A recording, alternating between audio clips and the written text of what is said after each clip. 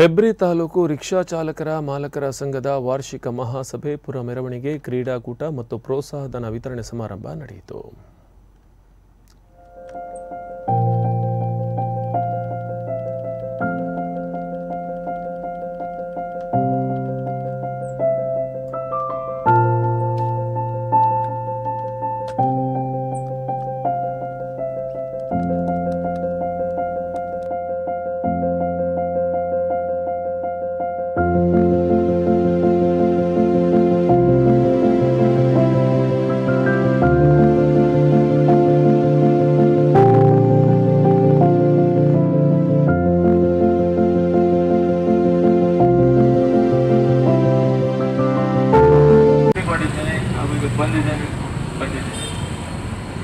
ನಿಮ್ಮ ವೃತ್ತಿ ಜೀವನ ಇನ್ನು ಮುಂದಕ್ಕೂ ಸಹ ಇದೇ ರೀತಿ ಒಳ್ಳೆಯದಾಗಿರಲಿ.